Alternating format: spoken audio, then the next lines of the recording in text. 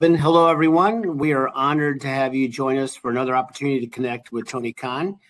With today's occasion centered on the upcoming AEW and New Japan Pro Wrestling's Forbidden Door pay-per-view at UBS Arena on Long Island, Sunday night. There's a lot to get to today, so let's remember to ensure as many of our guests get a chance to connect with Tony. Please no two-parted questions, and a friendly reminder that today is focused on the Forbidden Door show. Well, so with that, I'm going to turn it over to Tony now for some opening thoughts, and we're going to open the lines for your questions. Tony, good afternoon. Hey, good afternoon, Jim. Hey, everyone. I'm really excited for the Forbidden Door this weekend. This is one of my favorite times of the year. I love wrestling, and there's going to be so much great wrestling with AEW, New Japan Pro Wrestling, and it's great to have CMLL and STARDOM involved in the show this year as well. We're going to have a lot of fun, and I want to make sure to get to as many of your questions as possible, so I'll turn it over to you, Jim. Fantastic. Okay, here we go. Dominic D'Angelo from Ad Free Shows is going to kick us off. And after Tony and Dominic connect, we're going to go to Jim Barcelone from the Miami Herald. Dominic, you are first. Hey, Tony, how are you doing today, man? Doing really well. Thanks for being on today. Thanks, Dom. Yeah, absolutely. Hey, so kind of wanted to get your perspective on Jeff Jarrett. Cut like an amazing promo on AEW Collision. Very touching about the Owen Hart Club, his ties to Owen, everything like that. Really hit on a lot of different points. I wanted to get the details behind you getting him in that tournament, and then what you kind of think about him as a creative mind backstage, and if he's got more influence backstage working with you guys creatively. Well, Jeff is tremendous mind. I have so much respect for Jeff. I love having him.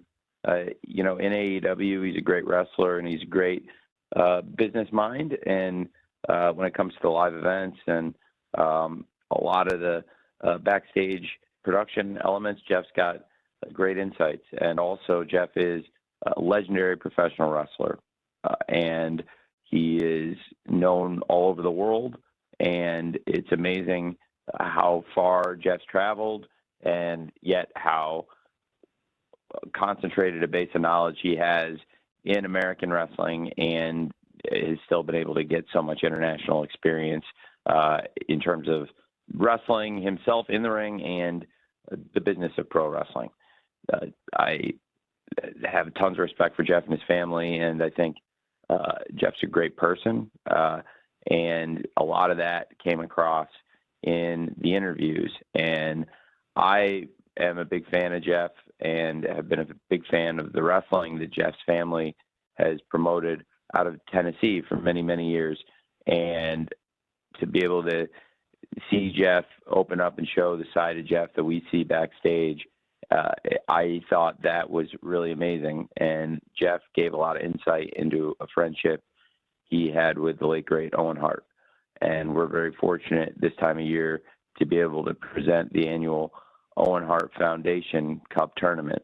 I love working with Dr. Martha Hart and her family, and being able to present this tournament, memorializing a great professional wrestler who passed away tragically, and keeping his memory in pro wrestling alive. And I've really enjoyed doing the tournament. We have a great women's and men's tournament each year. And Jeff Jarrett is somebody who had a real close friendship with the late, great Owen Hart. And this year, I thought it would be cool to feature Jeff, and for Jeff to be able to give those insights. And I'm looking forward to his match next Wednesday. Of course, the Forbidden Door season, we're going to continue the Owen Hart Foundation tournament again, just like last year, through the Forbidden Door. And we've got some great, great matches planned. And one thing we have planned for next week after Forbidden Door is Jeff Jarrett versus the Wild Card. And I'm excited for that match. And it's been great for Jeff to be able to go on TV, tell the story of his friendship with Owen Hart, and really praise the legacy of Owen Hart and what a great man he was. And very excited for Jeff Jarrett versus the Wild Card on Beach Break in Chicago coming up next Wednesday on Dynamite, and excited for the Owen Hart Foundation Cup tournament to continue through this Sunday. Of course, I've just announced Mariah May versus Saraya will happen, the big rematch at the 0 hour, and very excited for everybody to see that. We have a great card of men's matches and women's matches.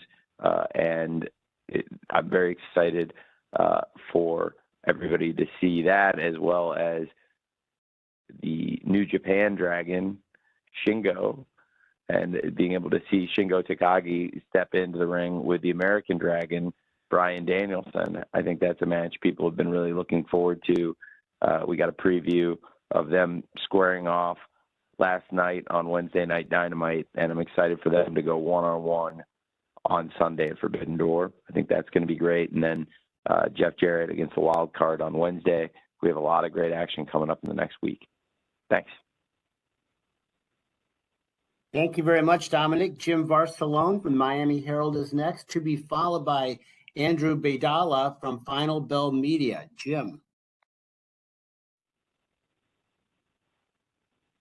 Curious, with the event being in Long Island, Forbidden Door, just how important, or what was the importance of trying to get MJF back and competing on this event, since it is his hometown? Was that a big factor trying to get him because of that, or no, just wanting to get him back, or both? Well, MJF's a big attraction for AEW, and it's great to have him competing at the event this weekend. We saw a lot of intrigue among some of the top stars in AEW last night and the previous week, but it's been great to have MJF back in AEW, and a lot of exciting things happening in the company right now, and great to have MJF back, and we'll be very excited to see him take on one of my personal favorite stars in CMLL, somebody who's come in and done very well in AEW, and that's Hechicero, who's made a great connection with the fans, gets a great reaction whenever he appears. He was reintroduced in the LA Forum in the Casino Gauntlet match. He's had a tremendous match with Bryan Danielson, picked up the win last Saturday on Collision against Daddy Magic, and definitely need to keep an eye on Hechicero, who is somebody that we really think has a ton of potential and has aligned himself with the Gates of Agony, who did really well last night, I think, on Dynamite themselves, and Brian Cage. And it's a great group. It's a diverse group of really exciting stars. So excited to see Hechicero stepping in the ring with MJF, who I think is going to get a big reaction in any arena in the world, and especially at an arena so close to his home on Long Island. It'll be big for the fans at UBS Arena to see MJF this Sunday, and I think Hechicero will be a great opponent for him. Should be a really fun match. Thank you, Jim. Andrew Baydala from Final Bell Media is next. I will follow Andrew with a write-in question from John Powell of Slam Wrestling. Andrew, you are up. Installment of Forbidden Door and the pay-per-view concept, and the first two emanating from a major market such as Chicago and Toronto, and now this Sunday's pay-per-view being in New York. What is the future for the Forbidden Door pay-per-view, and could we see this pay-per-view go international, maybe Japan? Thank you. Well, sure, it's a great question, Drew. I think we've had Forbidden Door all over North America now in some of the great cities. And when you talk about, again, just the cities you listed, we launched the event in Chicago, and then last year we took it to Toronto, and here we are in New York. And it's consistently been a huge draw for us. The first event in Chicago was one of our biggest gates of 2022. 2023, it was the North American biggest gate of the year, and with the event being in Toronto, of course. And then this year, we're in New York at UBS Arena, and we're poised to top the $1 million gate mark for the third straight year, which means every Forbidden Door over $1 million gate. It's been a great success story, and we're looking to have over 10,000 fans attending the event at UBS Arena. It'll be one of our top shows of the year, and I think we've seen great business from Forbidden Door. So we've taken it international so far to Toronto, but potentially could we expand outside of the continent? I do think so. It's interesting with the idea of Forbidden Door in Japan. I do think that there's a great potential to grow the IP, and also as a pay-per-view event, launch other events in Japan in collaboration with New Japan Pro Wrestling outside of the Forbidden Door, which is something I think we've really built great excitement and a great business case for here on the Western Hemisphere. Thanks, Drew. Thank you. Thank you, Andrew. I have a question here, Tony, from John Powell from Slam Wrestling. And when you're finished with this, Samantha Shipman from the Daily DDT will be next. John's question, Tony, is a rather simple one. Big card coming up on Sunday.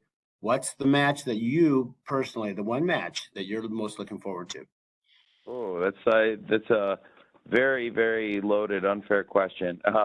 I think if I personally can't wait to see so many of the matches on the card, and I don't want to give a cop-out answer, but I think the championship matches are so great up and down the card, and I really it would put me in a bad position to pick one. I think Swerve, you can't pick against the Swerve Strickland and Will Ospreay for the AEW World Championship, to see the international champion Will Ospreay, who competed on this event the past 2 years as a part of the New Japan Pro Wrestling roster, and moved full-time to AEW this year and has become the international champion and has taken America by storm. And to have the international champion Will Ospreay coming in challenging for the AEW World title, it's unprecedented, and it happened out of a great Casino Gauntlet match. I love those Casino Gauntlet matches, and I think the one in Los Angeles has been one of the best matches we've had in AEW all year, and I think one of the best matches ever on Dynamite. And Will Ospreay has continued to bring fans from all over the world, into his matches. People who've never watched wrestling before can watch a Will Ospreay match and be blown away. He has been great as the international champion. I think he has unlimited upside. And then you have a great world champion with Swerve Strickland, who has come into AEW and gotten better every year, and now is at the very top of his game.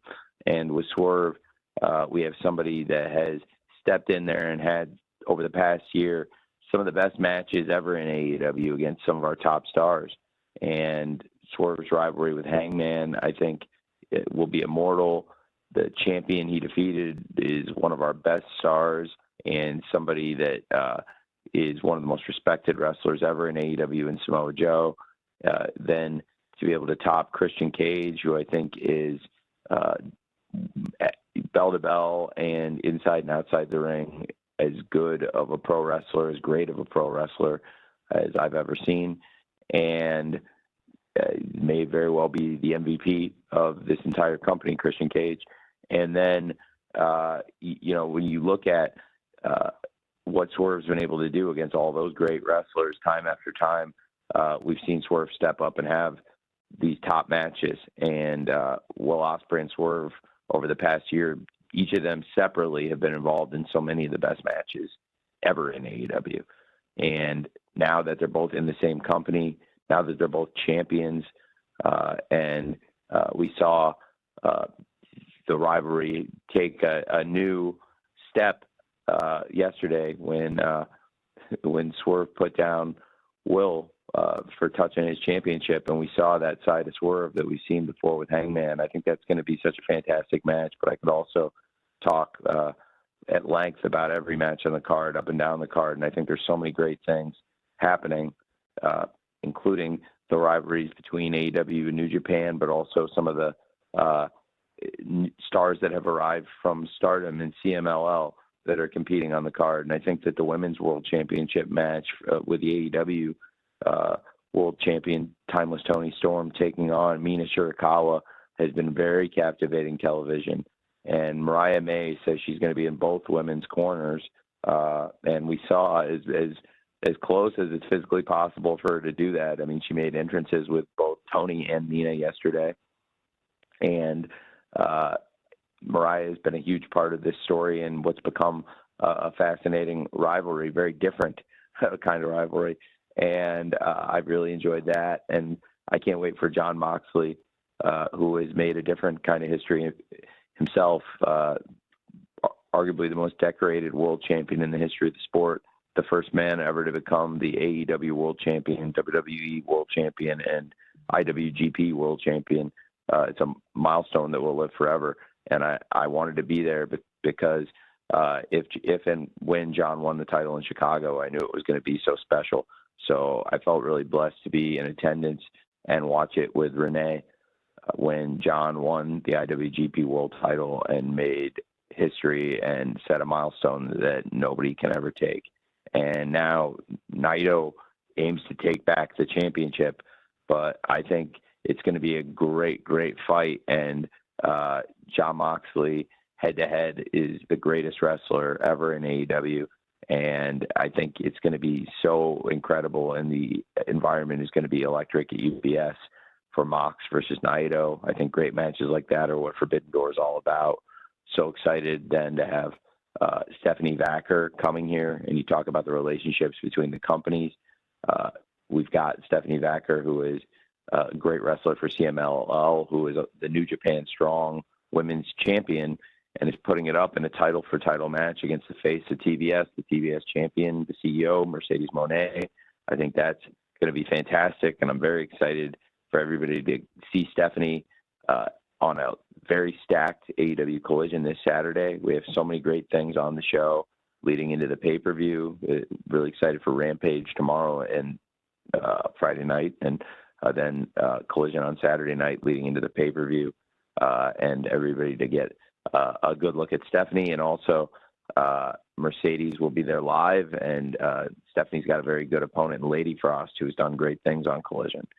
And it should be a really strong show. I think that there's so many great matches on the pay-per-view, top to bottom. I did start with Swerve and Ospreay, but I think I could talk about, in addition to those 4 pay-per-view matches, there's so many great things on this show.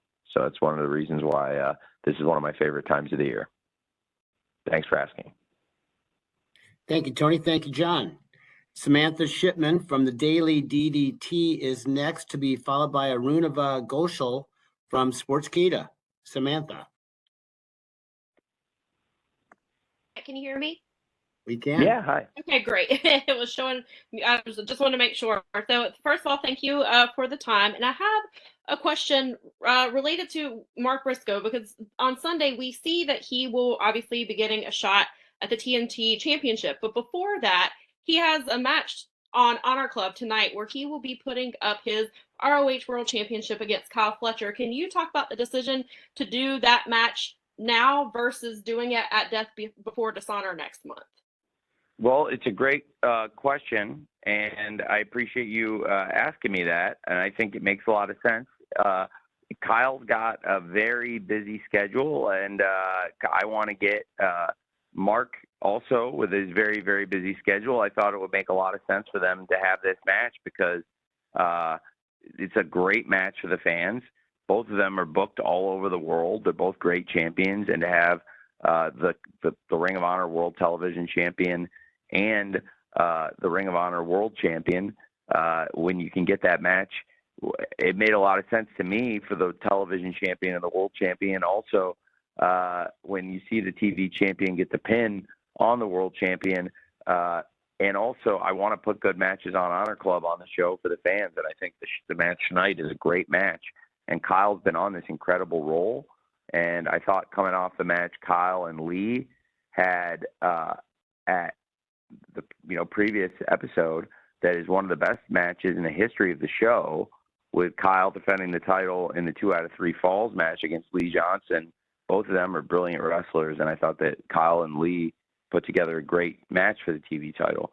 And Kyle's been on this great role. He pinned the world champion on Dynamite, and I thought that with the show being so hot right now, this made a lot of sense for the fans. It should be a great match. I appreciate you asking about it, and excited to have Mark involved in the ladder match, and of course Kyle's also going to be defending that television title in Arena Mexico, which I think is really exciting. Also working with Atlantis Jr. So lots of cool stuff. Thank you. Thank you, Samantha. Arunava Ghoshal from Sportskeeda is next, and I will follow Arunava with a write-in question from Ella J, a wrestling gal. Arunava. Am I audible? Yeah, hi. Yeah, so we were really excited to see MJF back ahead of Forbidden Door. If you can provide any update on Britt Baker's return, that's possible. Yes. Really excited about Britt Baker being close to ready for a return to AEW. She's been out with injury and was not cleared to wrestle, but I do expect that sometime soon she could return. So would absolutely love that, and very excited about getting all of our top stars back. You know, it's been great having MJF back, and so many top stars have been away. It's going to feel amazing when we've got great stars. Britt Baker's a great example. It'd be great to have the Doctor back in AEW. So many other great former champions, including Jamie Hayter, Kenny Omega, and Adam Cole, and many other great wrestlers. We can't wait to have back here in AEW. And certainly for me, I know that Dr. Britt Baker and fans all over the world will be excited to see her return, and I'm glad that she's going to be cleared to return very soon. Thanks, Thank you very much, Arunava. I have a writing question here, Tony, from Ella J, a wrestling gal, and then we'll follow Ella with Bill Pritchard, from WrestleZone. Ella's question is the following.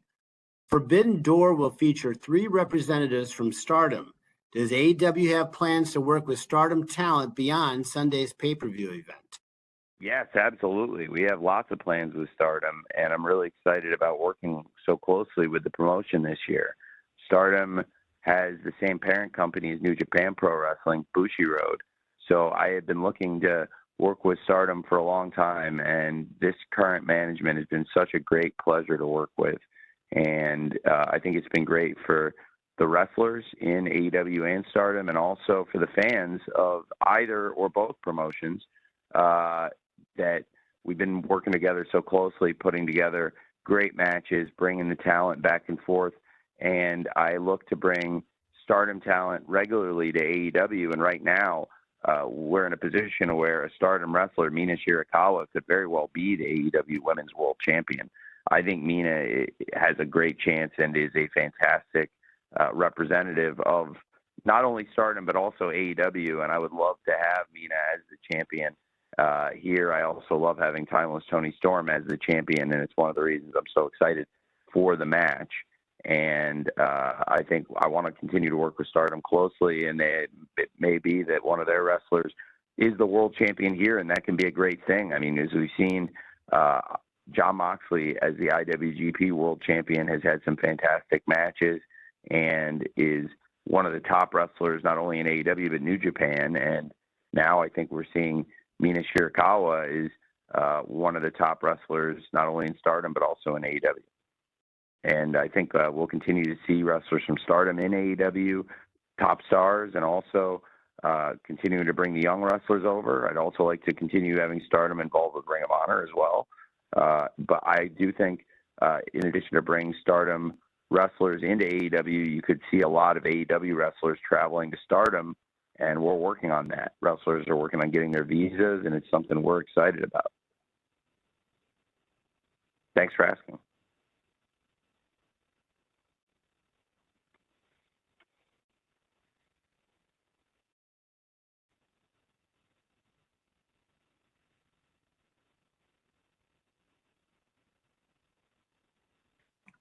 Hear me? Excuse me. Apparently, I was muted. I apologize for that. Sure. Bill, All good. Bill Pritchard from WrestleZone is next, and Bill will be followed by Kristen Ashley from Pro Wrestling Illustrated. My apologies. Bill, you're next. Hey, Tony. How are you doing? Hey, doing well. Thanks for asking. How are you? I'm doing good. Surviving the heat wave on the East Coast. So I wanted to ask about MJF's return specifically. We've seen a character shift. I know he's kind of indirectly mentioned it looks reminiscent of Triple H MSG return, but I wanted to know like how much input you might have as far as hearing him out, and this is for everyone, but specifically I'm using him as the example because it's recent, but how much input do you have as far as like what you need for the show versus listening to what his idea is, just trying to figure out what the best presentation is for a guy like him, because we've seen him as a babyface before, but it was salt of the earth, like sort of the traditional look for him. So just can you talk about the creative decisions that go involved that go into bringing a guy such an important part of the company back on TV, making sure it's, you know, not only the right fit, but the right timing and everything like that? Yeah, it's a great question. Well, it's the nature of wrestling. You have lots of wrestlers, and you have lots of wrestlers, and some of them come in with lots of ideas, and you get some wrestlers that come in with a lot of good ideas. And something I'm fortunate to do is be able to interact with a lot of people, but also hear a lot of ideas. And we have a great group of people. MJF's been here since the very first Dynamite. We're coming up on 250 Dynamites just a few weeks from now, which I'm really excited about. And, you know, as somebody who's been here from the first show, I've spent a lot of time around him. And we have a lot of wrestlers here, and including some of the people that have been here from the very beginning, like him, that have lots of really good ideas. And I love talking to them. And that's something I enjoy doing. And I think we've had success with is collaborating with the talent here and trying to make their voice heard and also do a presentation that's authentic to them. So it's been a great shift for him, but I think it's something that's really connected with the fans. And certainly in the arenas that we've seen, the fans are really excited to have MJF back. I thought it was a great match with Roosh, and it was a great way for him to return to AEW in his first match back. And then we were really excited to see MJF last night again, and interesting to see the interaction with some of the other top fan favorites like Daniel Garcia, the hometown hero in Buffalo, and the international champion Will Ospreay, who's going into this weekend and is challenging for the AEW World Championship. So some fascinating things happening around the company, and some involving MJF. And I spend a lot of time thinking of ideas and also communicating with wrestlers and the people in the office. And some people in wrestling come up with a lot of ideas that fit with what we're doing. And other people, you know, there's some people that like look for the office to come up with ideas for them. And then there's people that are in between that want, you know, a blend of their own stuff, and they want to hear what we want to do for them. And I really like working with different people. I have lots of different relationships in wrestling with now so many people, and MJF's somebody that's been here from the very beginning of AEW and has always had cool ideas for presentation and things we can do on the show. And I love communicating with him, and you're seeing a look and a spirit from him that's very authentic and true to him. And I'm very excited for everybody to kind of see where this goes going into Forbidden Door and everything we have planned for what I think is going to be a really great summer for AEW. Thanks for asking. Thank you, Bill. Kristen Ashley from Pro Wrestling Illustrated is next. Kristen will be followed with a write-in from Kimmy Sokol from the Pop Break. Kristen, you are up. Hi, can you hear me? Hi.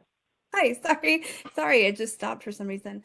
So CML women are starting to appear in AEW. Mercedes herself has hinted that she wants to fight in Arena Mexico. In the same vein of what you said about Stardom, will we see more talent exchange between the two women's divisions? Yeah, I think so. We're starting to see it. You know, I did get that question kind of, I think peripheral to your question, I was starting to talk about that. You know, we're working on getting more visas for the AEW wrestlers to go to Japan specifically to work at Stardom. And we've seen a lot of top Stardom wrestlers coming to AEW, and then CMLL is a great example also. So, you know, as I said about Stardom, I agree. Like CMLL, I'd like to trade more there also, and you know, I think it makes a lot of sense. So we could see a wrestler from CMLL as the new face of TBS, which I think would be very exciting. And I'm a big fan of Steph, and I think she's a great talent. And everybody can get a good look at her for free on TNT if you're a cable subscriber. And it's going to be a great episode of Collision, and I'm excited for Steph versus Lady Frost. We've seen Zooxies in AEW, and it was great to have Mercedes go down and make an appearance at Arena Mexico. We've seen a lot of AEW's top stars going down to Arena Mexico and getting great reactions and connecting with the fans, and Mercedes did very well there. I believe that it would make a lot of sense, and I want to do that. It's a little bit easier with the travel, and it doesn't take people out of commission to necessarily miss a TV if they travel to Mexico. And because it's a lot easier logistically for wrestlers to go back and forth, I think it makes a ton of sense for AEW and CMLL to collaborate more on sending wrestlers back and forth. And it's something that's been really good for us. And I also think that with CMLL, I think it's been beneficial to them having the great women and men from AEW going to Arena Mexico. So definitely want to continue working with them. Something that's been really nice in the past year for AEW has been opening up and strengthening the relationships with CMLL and Stardom. And I think they brought something special this year to the Forbidden Door, which has already been a great collaboration with AEW and New Japan Pro Wrestling for the past few years. And love working with CMLL.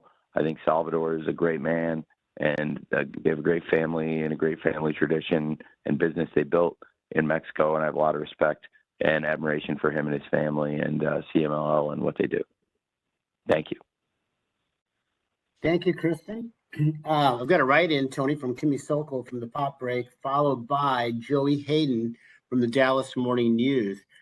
Kimmy's question: how do you feel about there being 4 women's matches being on the show this Sunday night? 4. I feel great about it. I'm very excited about it. I put together the card with my staff and team, and this is the card I wanted, and I think it's great. We have some really exciting matches on the card. I could talk at length about everything, but we spent a lot of time by design because I'm really excited talking about the AEW Women's World Championship match with Timeless Toni Storm taking on Mina Shirakawa, who I think has taken our show by storm, pun intended, and is taking on one of our greatest stars and somebody who is so important to our TV and somebody beloved by our fans, Timeless Toni Storm.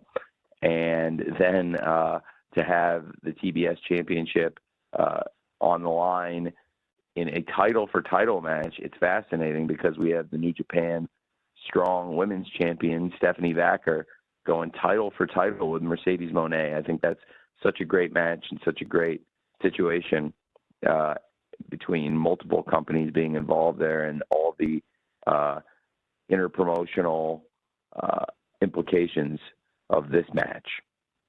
Then you have something I'm really, really excited about, talking about the Stardom collaboration. I am so excited to have this big tag match on the 0 Hour. It's a preview of what's to come next week in Chicago at Beach Break, to have the team of Statlander and Momo versus the team of Willow Nightingale and Tam Nakano. I think that's going to be tremendous. And, we've seen Willow go to Stardom and defend the TBS title, and Tam Nakano and Willow, they've been opponents, they've been friends. That's, I think, going to be really exciting.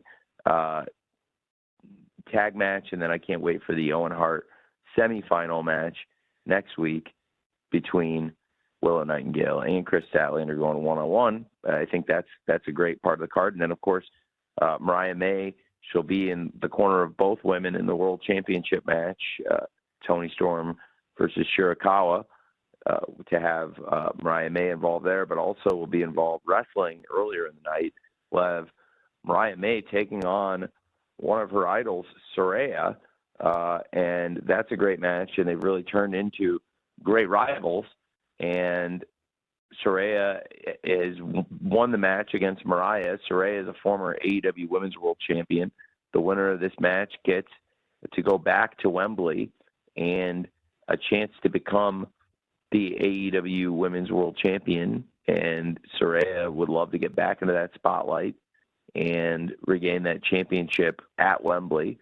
And Mariah May, I think it would be a dream come true for her to win this tournament and be able to challenge either of her closest friends and really the people she's currently idolizing and teaming with in Timeless Toni Storm and Mina Shirakawa. So a lot of exciting things happening on the card, and those 4 matches are a big part of it. Thank you very much, Kimmy. Joey Hayden from the Dallas Morning News is next, followed by Cresta Starr from Fightful. Joey? For this weekend, and before you know it, we'll be back at Wembley Stadium. But in between that, we have the Summer Series at Arlington in July. What are you most hoping to accomplish with the event this weekend to sort of set the stage for this pretty pivotal time on the calendar? Well, it's a great question. I'm really excited for the Summer Series. It's going to be tremendous. Once we've got the Forbidden Door this weekend, and very excited to have top stars from all over the world coming to New York, wrestling for a worldwide audience on pay-per-view this Sunday. And then once we have Forbidden Door in the books officially, we'll be on the path to AEW All In. And that'll start at Beach Break in Chicago, which is going to be a great event on Wednesday. And then going to later July, we'll have the Summer Series kicking off. Excuse me. Sorry, I had to mute my phone. I had to sneeze. Excuse me. And we'll have the Summer Series kicking off. I'm very excited for that. And I think it's going to be a great event and a great way for the fans to enjoy Collision on the path to AEW All In Wembley Stadium. We're going to bring big matches to Dallas. Very excited to feature top stars from Collision and have top stars from all over AEW colliding on TNT every week there in Dallas. And I think we're going to have a great fan base, and it's something that the city of Arlington is excited about, and we're excited about working with them to utilize Arlington's esports stadium for AEW. And Dallas is one of the greatest wrestling towns in the world. I've really enjoyed our time in Dallas. We've put on a lot of great shows there around the Metroplex, and we've had great events in Arlington with AEW and Ring of Honor, and some of the best Ring of Honor matches and moments were there. Arlington, a special place to me. Arlington's the last place I ever saw the late, great Jay Briscoe. Saw him have one of his greatest matches ever, teaming with his brother Mark against FTR in the dog collar match in Arlington on Saturday afternoon. And it was one of the best matches. It was a great pay-per-view, and it was the dog collar match is one of the greatest matches I've ever seen. And it was a great moment for the Briscoes to win the Ring of Honor World Tag Team Championship. And I really enjoyed working with him and getting to know him and becoming friends with him. He's a great guy, and he's got a great family. And the last place I saw him was Arlington. And then after the show, a bunch of people got together, and then I had to head to Jacksonville because we had a very, very big game the next day. And so I flew back to Florida that night.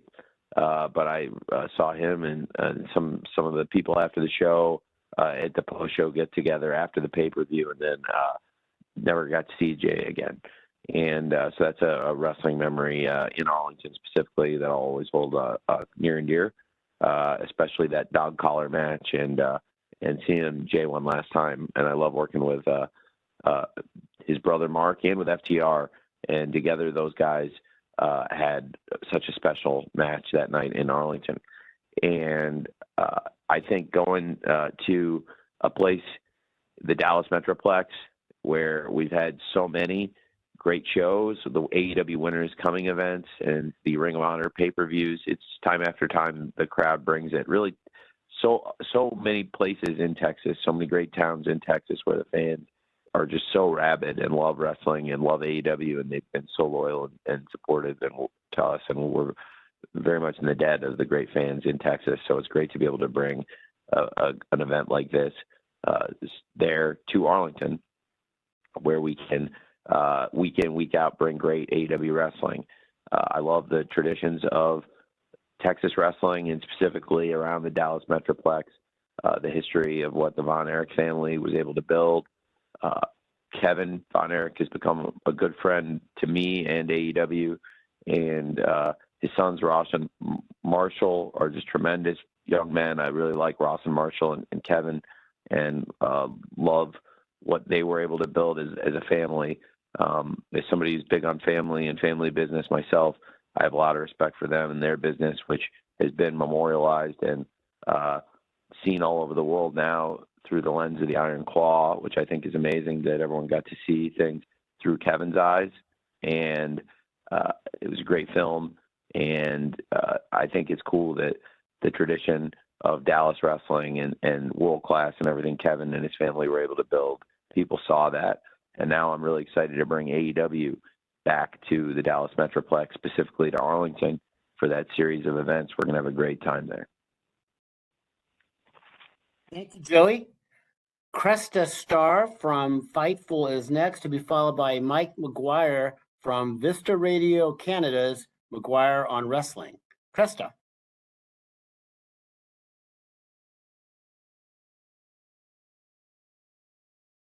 Hello. Hey, hello. Hi, good afternoon. Thank you so much for taking my question. With all the success of the Forbidden Doors so far, is there a future where Ring of Honor or any other NA promotion or indie promotion get involved in the Forbidden Door fracas?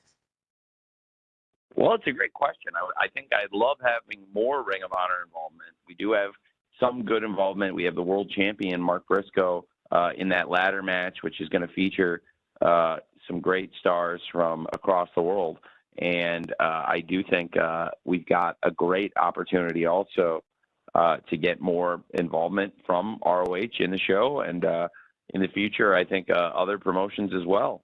I think right now you've got two of the top promotions in North America in AEW and CMLL featured very prominently in the card.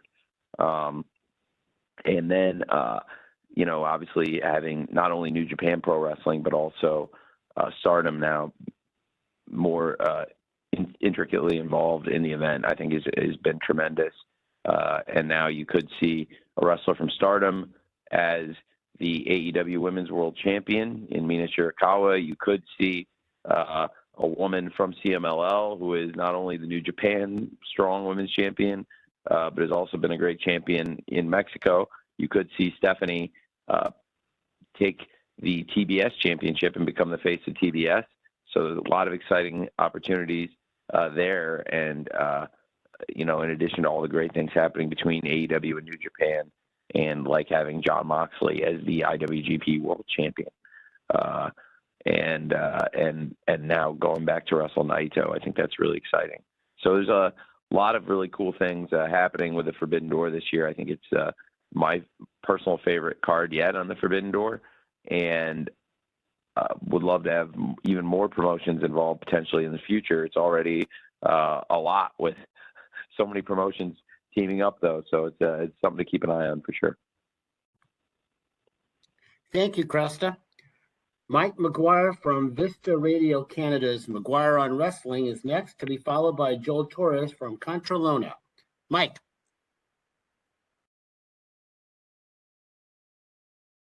Oh. Mike, you're good. Okay. Tony, thanks as always for doing these. Appreciate you, and looking very forward to the Collision and Dynamite coming up in Calgary in a few weeks here. On that note, part of the Owen Hart tournament is at Forbidden Door, and looking forward to that. But some guy who's been talking a lot about what's been going on in AEW and what could happen in AEW is Jim Ross. And just wondering if you've heard from JR. He was hoping to be there to do the call, but he's been going through some health stuff, obviously. Have you heard from Jim and whether or not he'll be at Forbidden Door? I have heard from Jim.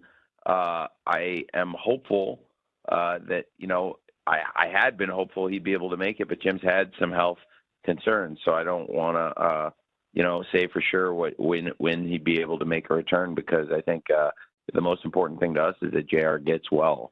He's been with us since day one. He was a part of AEW from the launch, and we really value Jim and everything he's done for AEW since we, started the business, and definitely would love to have JR back on a more regular basis soon and involved when his health permits. Thanks for asking.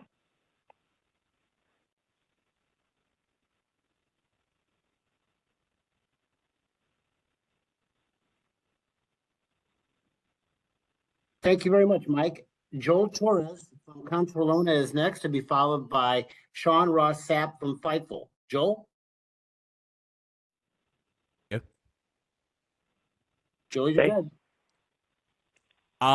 My question is, there are two other promotions in North America doing something similar to the Forbidden Door, which is NXT and TNA Wrestling. And I wanted to know if you think your idea of Forbidden Door has been influential for all of this happening right now. I think that what we've done with Forbidden Door has been really historic, and it's been very successful. We've seen the business so strong year in, year out. Again, this will be the third straight year where the gate has topped $1 million. And it is fantastic collaboration. And I think that it's great to see wrestling companies all over the world working together. And I love wrestling, and I love the competition of wrestling, but it's also great collaborating with some of the top companies. And we built really great relationships with New Japan Pro Wrestling over the years. And now with Mr. Tanahashi as the president, that's also very nice, because I've worked closely with him over the years, on the wrestling side of the business. And then with Bushiroad and the new management at STARDOM, just the relationship across New Japan and STARDOM has been so great for us. And then the past year, getting to know Salvador, the CMLL partnership has really gotten very strong, and it's created some great moments for the fans. I'm excited that we were able to announce for the fans in New York City that we've got, for the first time ever, everybody around New York will be able to go to UBS Arena and see, for the first time ever, Mystico teaming with the Lucha Brothers to take on the LIJ, and bringing Yota Tsuji, who's somebody I really enjoy, to AEW for the first time, and teaming with Hiromu and Teton, who I think are both just outstanding. I'm really excited for that. We just announced that. So many great things happening and great collaborations. That's another first. And it's great to bring that LIJ versus Mystico rivalry to AEW and to America, to New York, to the great fans, but also to see Mystico teaming with the Lucha Brothers for the first time. Just such a cool thing. So I'm really excited for that match to be a part of the event. And I really, really believe in these partnerships. I think we've got something we've built here that's really special, and it continues to prove itself out when we see such great box office for Forbidden Door year in, year out. Thank you. Thank you very much, Joel. We are almost at time, so let's conclude with Sean Ross Sapp from Fightful. Sean?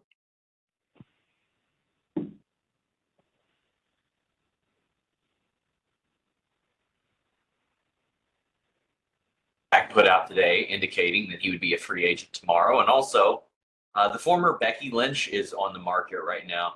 Do you have any immediate interest in Dijak, and has AEW reached out to Becky or made an offer? These are great questions. I can't. I would prefer not to do my free agent negotiating on the all media call. It's not even like an off the record conversation. It's like the all media call. You're all here. So I think it's a really exciting time in pro wrestling. When we launched AEW, one of the things that I had told the great people at TBS and TNT, and this was long before Discovery had come in, and Warner Brothers Discovery had become this great entity, and long before Mr. Zaslav's great leadership had entered the picture here. So this was a long time ago, but 6 years ago, I remember telling the people at TBS, before we even launched AEW, when it was really a concept on paper and ideas in 2018, that I was telling them about that free agency in pro wrestling has not been nearly at the level of competition that it was once in the 90s. And then in 2019, we arrived on the scene, and I do think that it's been a fascinating period, and watching the movement between wrestlers, between companies over the past few years, I think it's been great for the fans, and I think it's been great for the wrestling business. So there are some great free agents out there and coming up. These are, great names you're talking about. I have a lot of respect for everybody you said, Sean, but I, probably wouldn't behoove me or benefit AEW for me to give, my contract thoughts on all of them, or what I would negotiate or have or would with any of them. But I do think they're all great talents to talk about for sure. And, we've had great year in free agency. I think we've seen, including people that are all over this show and are going to make a huge impact on the event, with having the AEW International Champion, Will Ospreay, the AEW Continental Champion, Kazuchika Okada, who is now the Continental Champion. And I must say, it's fascinating that he's has 4 G1s under his belt, but has never won a Continental Classic. But he will be now, it's interesting. There'll be a lot of people gunning for him going into the Continental Classic to be in that catbird seat. And I can't wait to talk more about it. It'll be the first time we've gone into the event with a champion and what that entails after so much buzz about the inaugural event. But the question will he be the champion, or what will the event entail this year with a reigning champion, and who's going to be the Continental Champion? But certainly having Okada in AEW has been fantastic. I haven't had a lot of questions about Okada today, but I have to say he's just been fantastic to work with as a wrestler. Backstage, I have a lot of mixed things to say about the Elite and my on-screen interactions with them, but make no mistakes, this is one of the greatest wrestlers of all time. And the way he's adapting to American TV, I think he's only going to continue to get better and better.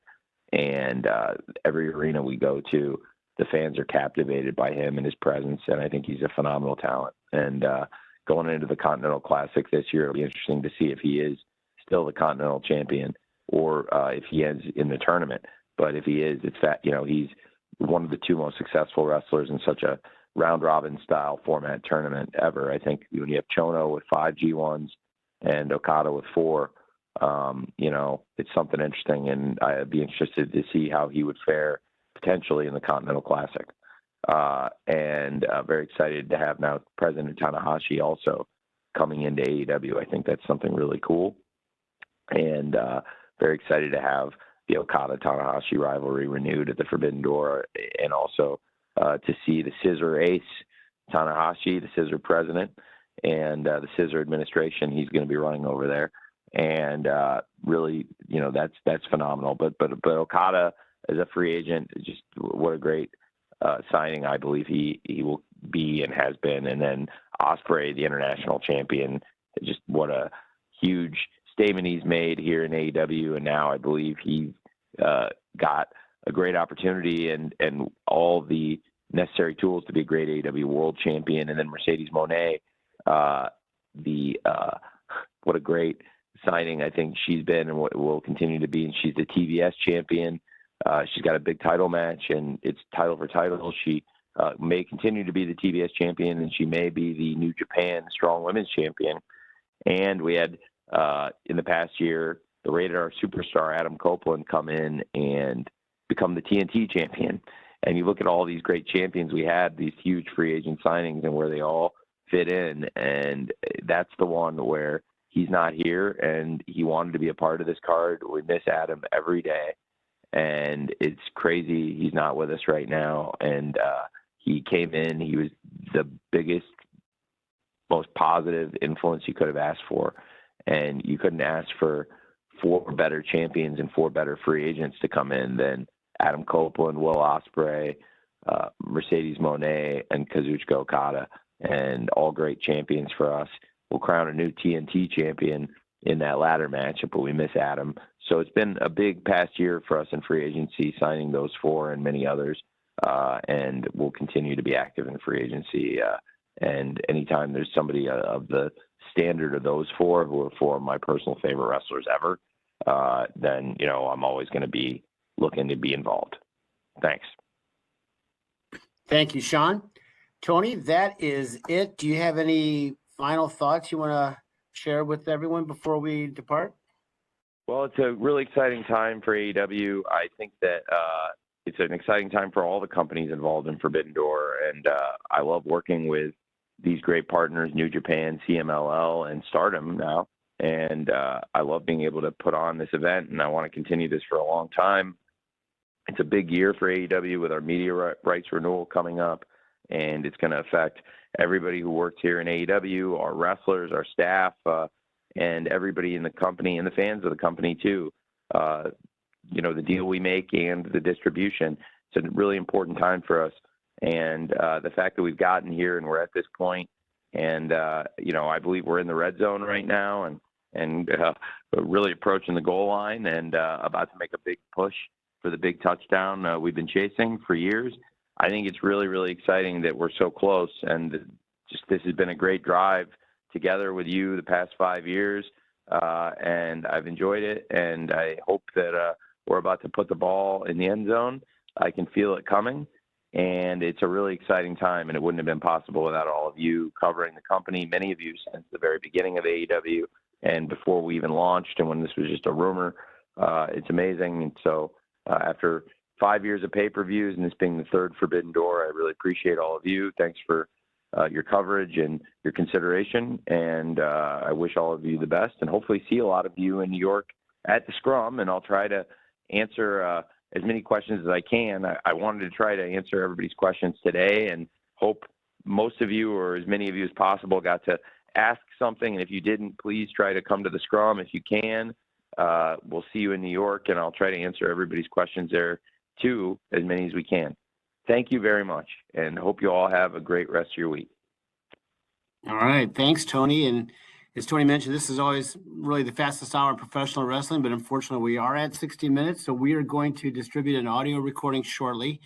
We do hope you enjoyed the time today with Tony in anticipation of AEW and New Japan Pro Wrestling's Forbidden Door this Sunday night. And with that, we thank you, and we hope to see you this weekend on Long Island. Best wishes, everyone.